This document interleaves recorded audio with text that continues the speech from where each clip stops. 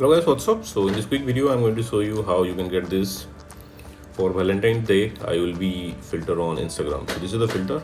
Press and hold the record button to use the filter. Okay, so that was it.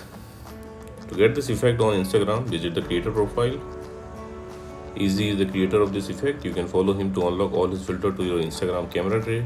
So check in his filter gallery, and this is the filter Valentine's Day. Tap on it and you will see this preview. From here you can save it to your Instagram camera tray and you can tap on try to try the filter. Okay, and suppose you are not getting the effect like this, then what you can do, visit this website. Link to this website I'll give in the description box below.